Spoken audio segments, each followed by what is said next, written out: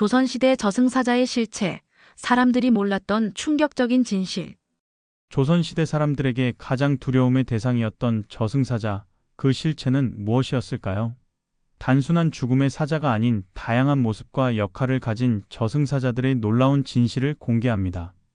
실록과 야담, 무속신앙에 기록된 저승사자의 종류와 특징, 그리고 그들을 피하기 위한 선조들의 지혜까지 500년 조선의 역사 속에서 사람들이 경험했던 저승사자와의 만남, 그 충격적인 이야기를 들려드립니다. 조선시대 저승사자 목격담, 왕실 기록과 민간 이야기. 따스한 차 한 잔을 앞에 두고 강원도 강릉에서 평생을 살아온 김진호옹이 천천히 입을 엽니다. 우리 할아버지께서 돌아가시기 전날 밤 갑자기 벌떡 일어나 방 구석을 가리키며 그러셨다네. 저기 검은 도포 입은 사람이 왔다.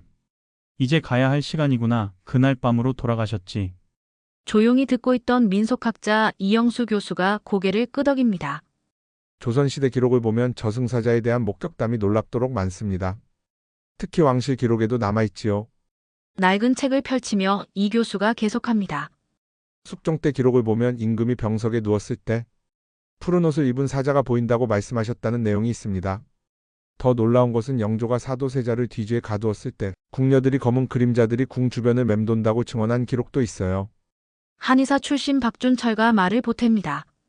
옛 의서에도 임종 직전에 환자들이 흔히 보는 환영에 대한 기록이 있지요. 검은 옷을 입은 이 푸른 도포의 나그네, 삿갓을 쓴 키 큰 사람 등 다양하게 묘사되어 있습니다. 방 안의 등불이 흔들리고 바람 소리가 처마 끝에서 울립니다. 모두가 잠시 침묵합니다. 제 어머니는 돌아가시기 전날 돌아가신 친정어머니가 데리러 왔다고 하셨어요. 조용히 앉아있던 최명숙 여사가 떨리는 목소리로 말합니다. 처음엔 헛소리라 생각했는데 나중에 알고 보니 조선시대에는 이런 경우를 환영사자라고 불렀다고 해요. 죽은 가족이 저승사자 역할을 한다는. 이 교수가 자리에서 일어나 벽에 걸린 오래된 그림을 가리킵니다. 검은 갓을 쓰고 푸른 도포를 입은 사람의 모습이 그려져 있습니다. 이것이 조선시대 사람들이 묘사한 전형적인 저승사자의 모습입니다. 그런데 실제로는 이렇게 단순하지 않았어요. 조선왕조실록과 각종 야담집을 분석해보면 저승사자는 최소 7종류가 있었다는 기록이 나옵니다. 방 안의 모든 사람이 숨을 죽이고 이 교수의 이야기에 귀를 기울입니다. 조선시대 사람들에게 저승사자는 손님이라고 불렸습니다. 직접 이름을 부르면 불러온다는 두려움 때문이었죠. 마치 호랑이를 산신령이라 부르는 것과 같은 이치입니다. 김홍이 천천히 고개를 끄덕입니다. 맞습니다. 우리 어머니도 늘 그러셨어요. 누가 죽었다라는 말 대신 손님 왔다라고 돌려 말씀하셨죠. 박 씨가 차를 한 모금 마시고 말합니다. 그런데 더 놀라운 것은 저승사자가 모든 사람에게 같은 모습으로 나타나지 않는다는 거예요. 각 사람의 업보와 죽음의 원인에 따라 다른 저승사자가 나타난다는 기록이 있습니다. 창밖으로 달빛이 어둠을 뚫고 방 안으로 스며듭니다. 그 차가운 빛 속에서 저승사자의 이야기가 더욱 선명하게 다가옵니다.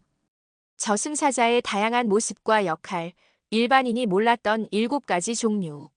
서울 종로구의 한국고전문학연구소. 낡은 책들과 두루마리 그리고 옛 그림들이 가득한 이곳에서 이영수 교수가 7장의 서로 다른 저승사자 그림을 벽에 걸어놓고 설명하고 있습니다. 조선시대의 무속신앙과 불교, 도교가 혼합된 우리 조상들의 저승관에서는 저승사자가 7종류로 구분되었습니다. 첫 번째 그림을 가리키며 이 교수가 설명합니다. 검은 갓에 청색 도포를 입은 사자의 모습입니다. 가장 흔한 청사자입니다. 보통 병으로 죽는 사람들에게 나타납니다. 조용히 다가와 영혼을 데려간다고 하죠. 무속 연구가 한미래 박사 65세가 보충 설명을 합니다. 저희 무속 세계에서는 이 청사자가 가장 자비로운 존재로 여겨집니다. 망자의 영혼을 부드럽게 인도하는 역할을 한다고 믿었죠. 두 번째 그림은 붉은 도포에 검은 갓을 쓴 사자입니다. 이는 적사자라고 불렸습니다. 사고사나 비명행사하는 사람들에게 나타나는 저승사자죠. 갑작스러운 죽음을 담당합니다. 연구실의 구석에 조용히 앉아있던 김진호 옹이 떨리는 목소리로 말합니다. 6.25 전쟁 때 제 눈앞에서 친구가 총에 맞아 죽었습니다. 죽기 직전에 그 친구가 빨간 옷 입은 사람이 와 있다고 했던 기억이 나는군요. 무거운 침묵이 잠시 흐르고 이 교수가 세 번째 그림을 가리킵니다. 흰 도포에 흰 갓을 쓴 모습입니다. 이는 백사자라고 합니다. 주로 노안으로 천수를 다한 분들에게 나타난다고 해요. 가장 평화로운 죽음을 담당하는 저승사자입니다. 박준철 씨가 고개를 끄덕이며 말합니다. 제가 한의사로 있을 때 편안하게 돌아가시는 어르신들이 흰 옷 입은 사람을 봤다는 말씀을 자주 하셨어요. 지금 생각해보니 바로 이 백사자였군요. 네 번째 그림은 검은 도포에 얼굴이 보이지 않는 사자입니다. 이는 흑사자라 불리며 큰 죄를 짓고 죽는 이들에게 나타납니다. 가장 두려운 저승사자로 여겨졌지요. 다섯 번째 그림은 일반 상민의 복장을 한 평범한 모습의 사자입니다. 이는 민사자라 불렸습니다. 특이하게도 생전에 선행을 많이 한 사람들에게 나타난다고 해요. 마치 유시나 친구처럼 편안하게 다가와 영혼을 인도한다고 합니다. 한 박사가 말을 보탭니다. 무가에 보면 착한 이는 친구처럼 데려가고 악한 이는 사슬로 끌고 간다는 구절이 있습니다. 바로 이런 차이를 말하는 거죠. 여섯 번째 그림은 죽은 가족이나 친지의 모습을 한 사자입니다. 이는 환영사자라고 불렸습니다. 앞서 최 여사님이 말씀하신 경우처럼 돌아가신 가족의 모습으로 나타나는 저승사자입니다. 특히 효자나 효녀에게 많이 나타난다는 기록이 있어요. 마지막 일곱 번째 그림은 아이의 모습을 한 저승사자입니다. 마지막으로 동자사자라고 불리는 저승사자입니다. 어린아이의 모습을 하고 있지만 실은 가장 오래되고 강력한 저승사자로 여겨졌어요. 주로 고승이나 도인 같은 높은 정신적 경지에 오른 분들에게 나타난다고 합니다. 연구실에 모인 모든 이들이 7가지 저승사자의 그림을 바라보며 깊은 생각에 잠깁니다. 최명숙 여사가 천천히 말합니다. 우리 조상들은 죽음조차도 그저 하나의 형태로 보지 않았군요. 각자의 삶에 맞는 저승사자가 찾아온다니 참 의미심장합니다. 이 교수가 마지막으로 덧붙입니다. 더 놀라운 것은 이런 저승사자의 구분이 단순한 미신이 아니라 실제 임종을 앞둔 사람들의 경험을 바탕으로 형성되었다는 점입니다. 현대 호스피스 의학에서도 임종 직전의 환자들이 비슷한 유형의 환영을 본다는 보고가 있거든요. 창밖으로 비가 내리기 시작하고 그 소리가 저승사자들의 이야기에 묘한 배경음악이 됩니다. 저승사자가 데려가지 못한 사람들 신기한 생활 사례. 비가 내리는 안동 도산서원. 툇마루에 모인 노인들이 차를 마시며 이야기를 나누고 있습니다. 안동에서 평생을 산 문화재 해설사 박상근 옹이 낮은 목소리로 말을 꺼냅니다. 우리 고을에 전해오는 이야기가 있습니다. 조선 숙종 때 이곳 안동의 한 선비가 중병에 걸려 임종을 앞두고 있었어요. 그런데 그날 밤 방문 앞에 검은 도포를 입은 저승사자가 나타났다고 합니다. 차를 따르던 민속학자 이영수 교수의 손이 잠시 멈춥니다. 그런데 그 선비가 죽지 않고 살아났다는 이야기인가요? 박옹이 고개를 끄덕입니다. 맞습니다. 그 선비가 평소 학문이 깊었는데 저승사자에게 이렇게 말했다고 해요. 내가 지금 가면 내 어머니가 돌아가실 것이니 3년만 더 살게 해달라고. 그러자 저승사자가 잠시 생각하더니 효심이 지극하니 3년을 더 주겠다며 사라졌다는 겁니다. 방 안에 잠시 침묵이 흐릅니다. 빗소리만이 처마를 타고 흐릅니다. 실제로 그 선비는 정확히 3년 후에 돌아가셨다고 합니다. 그리고 그 3년 동안 어머니를 지극정성으로 모셨다고 하지요. 한미래 박사가 자신의 경험을 이야기합니다. 저희 할아버지도 비슷한 경험이 있으셨어요. 젊었을 때 폐병으로 거의 돌아가실 뻔했는데 꿈에서 흰 도포 입은 노인이 나타나 너는 아직 할 일이 남았다며 돌아갔다고 해요. 그 후 기적적으로 살아나셔서 90세까지 장수하셨습니다. 이 교수가 테이블 위에 놓인 낡은 책을 펼쳐 보입니다. 조선왕조실록과 야담집에는 이런 저승사자 물리치기 사례가 놀랍도록 많이 기록되어 있습니다. 크게 3가지 패턴이 있어요. 손가락을 하나씩 들며 설명합니다. 첫째, 효심이 지극한 경우 부모를 위해 자신의 목숨을 연장해달라고 간청하는 사례입니다. 둘째, 학문이 뛰어난 경우 아직 세상에 남길 지혜가 있다고 인정받은 선비들이죠. 셋째, 선행을 많이 한 경우 덕이 높아 수명이 연장된 사례들입니다. 박상근 옹이 이야기를 보탭니다. 우리 마을에 전해오는 또 다른 이야기가 있습니다. 일제시대 때 한 노인이 중병에 걸렸는데 꿈에 저승사자가 나타나 내 이름을 부르면 따라오라고 했대요. 그런데 그 노인이 귀가 어두워 이름을 제대로 듣지 못했고 저승사자가 3번 불렀는데도 대답을 못했답니다. 결국 저승사자가 다음에 오겠다며 돌아갔고 그 노인은 10년을 더 살았다고 합니다. 모두가 웃음을 터뜨립니다. 그 웃음소리에 방 안의 무거운 분위기가 한결 가벼워집니다. 최명숙 여사가 조용히 말합니다. 저는 젊었을 때 큰 수술을 받고 거의 죽을 뻔했어요. 그때 의식이 없는 상태에서 검은 옷을 입은 사람이 절 데려가려 했는데 갑자기 하얀 빛이 나타나 아직 때가 아니다라고 했어요. 그 후 깨어났죠. 이 교수가 심각한 표정으로 말합니다. 현대의학에서도 임사체험이라고 해서 임상적 사망 상태에서 되돌아온 사람들의 경험을 연구합니다. 놀랍게도 이런 체험의 패턴이 조선시대 기록과 매우 유사해요. 빗소리가 점점 커지며 창문을 통해 비치는 번개빛이 방 안을 순간적으로 밝힙니다. 모두가 깜짝 놀라며 서로를 바라봅니다. 조상들의 지혜는 시대를 초월하는 것 같습니다. 죽음 앞에서도 삶의 가치와 의미를 놓지 않았으니까요. 저승사자를 피하는 비법, 조선시대 무속인들의 비밀의식. 경기도 파주에 위치한 한국무속문화전수관. 수십 년간 무속의식을 연구해온 무속학자 김태원 박사와 현직 만신 조금순이 오래된 무구와 부적들을 펼쳐 보이고 있습니다. 조선시대 사람들에게 저승사자는 피할 수 없는 존재였지만 그렇다고 해서 그저 수능만 한 것은 아닙니다. 김 박사가 테이블 위에 낡은 천을 펼치자 다양한 부적들이 나타납니다. 이것들이 바로 저승사자 기피부라 불리던 부적들입니다. 조선시대 무속인들이 중병에 걸린 사람을 위해 만들어주던 특별한 부적이죠. 조금순 만신이 손가락으로 부적 하나를 가리킵니다. 붉은색과 검은색으로 그려진 독특한 문양의 부적입니다. 이건 환영부라고 합니다. 저승사자의 눈을 속이는 부적이죠. 중병에 걸린 사람 방 문 위에 붙여두면 저승사자가 그 사람을 찾지 못하게 한다고 믿었어요. 이영수 교수가 흥미롭다는 표정으로 부적을 자세히 살펴봅니다. 이런 풍습이 실록에도 기록되어 있나요? 김 박사가 고개를 끄덕입니다. 예, 특히 민간에서 널리 행해졌던 관습이라 오주연문장 전상고나 동국세 시기 같은 문헌에 자세히 기록되어 있습니다. 심지어 양반가에서도 몰래 이런 부적을 사용했다는 기록이 있어요. 조만신이 다른 물건을 꺼내 보입니다. 작은 나무 인형입니다. 이건 대신각이라고 하는데 일종의 대체 인형입니다. 중병에 걸린 사람 대신 이 인형을 만들어 환자의 옷을 입히고 머리카락을 붙인 후 밤중에 사거리에 버리는 의식을 했어요. 저승사자가 인형을 사람으로 착각하게 하는 거죠. 박준철 한의사가 놀란 표정으로 말합니다. 그런 풍습이 제가 어릴 때 시골에서 실제로 봤습니다. 큰아버지가 중병에 걸렸을 때 마을 무당이 와서 비슷한 의식을 했었어요. 그때는 미신이라 생각했는데 김 박사가 테이블 위에 또 다른 물건을 올려놓습니다.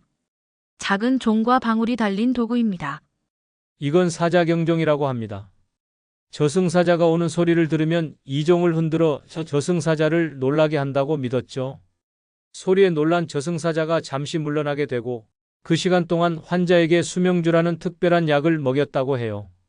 방 안에 있던 최명숙 여사가 갑자기 기억이 떠오른 듯 이야기합니다. 제 시어머니께서 위독하셨을 때 시골에서 모셔온 할머니가 비슷한 의식을 했었어요. 방 내 구석에 소금을 뿌리고 문 위에 뭔가를 붙이고. 그때는 이해를 못했는데 이런 의미가 있었군요. 조만신이 고개를 끄덕이며 말합니다. 맞습니다. 소금은 정화소금이라고 해서 저승사자가 들어오지 못하게 하는 역할을 했죠. 문 위에 붙인 것은 아마도 사자태 치부였을 겁니다. 김 박사가 마지막으로 한 가지 물건을 더 꺼내 보입니다. 작은 거울입니다. 가장 강력한 방법은 바로 이 반사경이었습니다. 환자 방에 이 거울을 걸어두면 저승사자가 자신의 모습을 보고 물러난다고 믿었죠. 특히 청사자와 흑사자에게 효과적이라고 했습니다. 장미래 교수가 말을 보탭니다. 현대 심리학적으로 보면 이런 의식들은 환자와 가족들에게 심리적 안정감을 주고 죽음에 대한 두려움을 다루는 방법이었을 수 있습니다. 실제로 강한 생존 의지가 면역 체계에 긍정적인 영향을 미친다는 연구 결과도 있고요. 김 박사가 마지막으로 결론을 내립니다. 우리 조상들은 저승사자를 피할 수 없는 존재로 인정하면서도 그 만남의 시기를 조율하려 노력했습니다. 죽음을 겸허히 받아들이면서도 삶에 대한 의지를 끝까지 놓지 않았던 거죠. 저녁 무렵 창밖으로 석양이 붉게 물들고 있습니다. 그 붉은 빛 속에서 테이블 위에 놓인 부적과 무구들이 오랜 세월의 지혜를 간직한 채 침묵하고 있습니다. 현대까지 이어지는 저승사자 목격담, 실제 사례 분석. 서울 소재 대학병원 호스피스 병동 20년 넘게 임종을 지켜온 호스피스 간호사 김정희와 호스피스 의사 박성훈이 다른 참석자들과 함께 둘러앉아 있습니다. 제가 호스피스 병동에서 일하면서 정말 많은 환자들의 임종을 지켜봤습니다. 놀라운 것은 임종 직전에 많은 환자들이 비슷한 경험을 한다는 거예요. 김 간호사의 목소리는 차분하지만 진심이 담겨 있습니다. 갑자기 의식이 또렷해져서 누가 와 있다고 말하는 환자들이 많아요. 검은 옷을 입은 사람, 푸른 도포를 입은 이 또는 돌아가신 가족을 본다고 하시죠. 박 의사가 의학적 관점에서 설명을 덧붙입니다. 의학적으로는 임종 과정에서 뇌의 산소 공급 감소와 신경 전달 물질의 변화로 인한 환각이라고 설명하기도 합니다만, 이런 경험이 문화와 시대를 초월해 비슷한 패턴을 보인다는 점은 정말 흥미롭습니다. 이영수 교수가 고개를 끄덕입니다. 조선시대 기록과 현대 호스피스 환자들의 경험이 이렇게 유사하다니 놀랍습니다.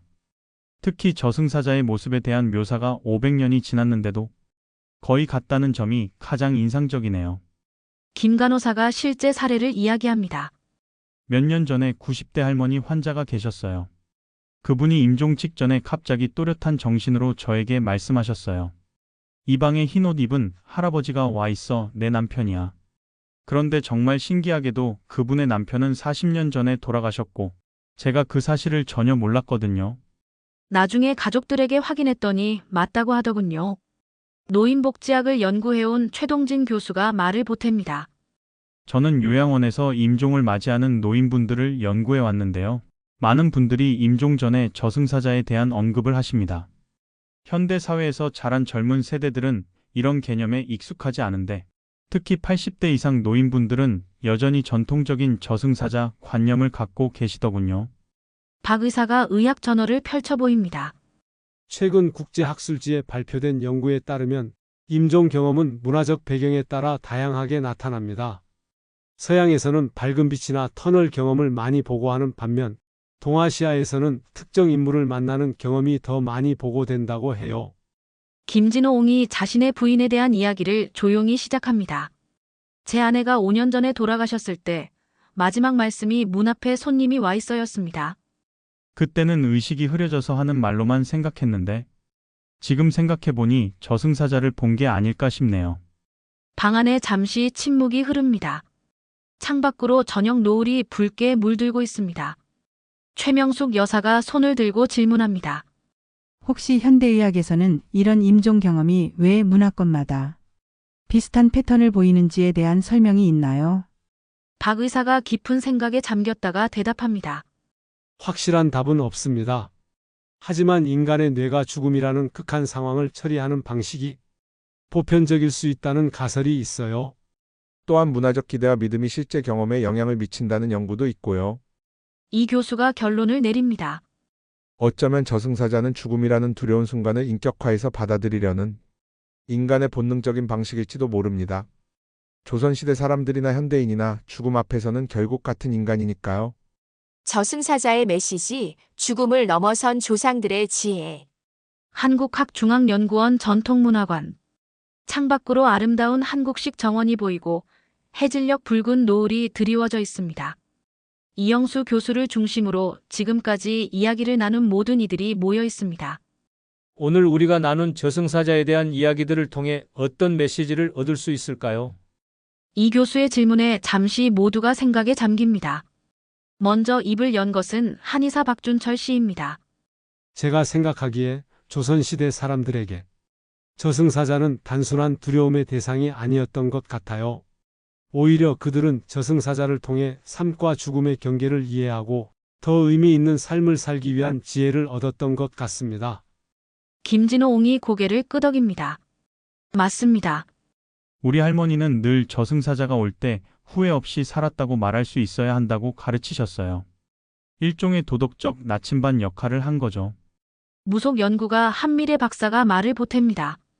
무속 세계에서 저승사자는 두려운 존재이기도 하지만 동시에 이승과 저승을 연결하는 중요한 매개자였어요. 그래서 무당들은 저승사자와 대화하는 법을 알았고 이를 통해 산자와 죽은 자 사이의 소통을 도왔죠. 호스피스 간호사 김정혜 씨가 자신의 경험을 나눕니다. 제가 수많은 임종을 지켜보면서 깨달은 것은 평화로운 죽음을 맞이하는 분들은 대부분 자신의 삶에 대한 정리가 되어 있다는 점이에요. 혹시 조선시대 저승사자 관념도 이런 좋은 죽음을 준비하는 방법이 아니었을까요? 이 교수가 생각에 잠겼다가 말합니다. 아주 통찰력 있는 관점입니다. 사실 조선시대 문헌을 보면 저승사자 이야기는 항상 도덕적 교훈과 함께 등장해요. 선하게 살면 편안한 저승사자가 오고 악하게 살면 무서운 저승사자가 온다라는 식으로요. 최명숙 여사가 손주 사진을 지갑에서 꺼내 보이며 말합니다. 요즘 젊은이들은 이런 이야기를 미신이라고 웃어넘기지만 저는 우리 손주들에게 저승사자 이야기를 종종 해줍니다. 단순히 무섭게 하려는 게 아니라 자신의 행동에 책임을 지고 바르게 살라는 의미에서요. 문화재 해설사 박상근 옹이 깊은 한숨을 내쉬며 말합니다. 제가 70년 넘게 살면서 깨달은 것은 결국 우리 모두 저승사자를 만난다는 겁니다. 중요한 건 언제 만나느냐가 아니라 만났을 때 어떤 마음으로 맞이하느냐인 것 같아요. 창밖으로 해가 완전히 저물고 첫 별이 반짝이기 시작합니다. 방 안의 모든 이들이 그 별빛을 바라봅니다. 이 교수가 마지막으로 말합니다. 저승사자 이야기는 결국 죽음에 대한 두려움을 지혜로 승화시키는 우리 조상들의 방식이었습니다. 죽음을 부정하거나 숨기지 않고 정면으로 마주하면서 오히려 그것을 더 의미 있는 삶을 위한 거울로 삼았던 거죠. 김 간호사가 잔잔한 미소를 지으며 덧붙입니다. 현대 의학에서도 웰다잉이 중요한 개념으로 떠오르고 있어요. 어쩌면 500년 전 우리 조상들은 이미 좋은 죽음의 의미를 알고 있었는지도 모릅니다. 모두가 고개를 끄덕이며 창밖의 어둠 속에서 반짝이는 별들을 바라봅니다. 그 별빛 속에 조상들의 지혜가 여전히 살아 숨쉬는 듯합니다. 오늘 우리는 조선시대 저승사자의 실체와 그 의미에 대해 함께 이야기를 나누었습니다. 단순한 공포의 대상이 아닌 우리 조상들의 삶과 죽음에 대한 깊은 이해가 담긴 저승사자 이야기는 500년이 지난 지금도 여전히 우리에게 많은 것을 가르쳐줍니다. 저승사자는 결국 우리 모두가 언젠가는 만나게 될 존재입니다. 중요한 것은 그 만남을 두려워하기보다 만날 때까지 어떻게 살 것인가를 생각하는 것 아닐까요? 여러분은 어떤 삶을 살고 계신가요? 여러분의 저승사자는 어떤 모습으로 찾아올까요? 다음 이야기에서는 더욱 놀라운 사실이 여러분을 기다립니다. 조선의 왕들이 죽음을 맞이한 후 어디로 갔을까요? 왕릉에 숨겨진 비밀 통로와 저승으로 가는 길. 조선 왕릉의 배치와 구조에는 저승으로 가는 길이 숨겨져 있었다고 합니다. 태조부터 순종까지 조선의 27대 왕들이 저승에서도 계속된 왕권을 유지하기 위해 설계한 비밀의 저승길. 그 충격적인 진실이 밝혀집니다. 왕이 죽으면 어디로 가는가? 조선의 왕릉에 숨겨진 저승길의 비밀. 다음 이야기도 꼭 함께 해주세요. 구독과 알림 설정 부탁드립니다. 여러분의 소중한 의견도 댓글로 남겨주세요. 다음 편에서 다시 만나요.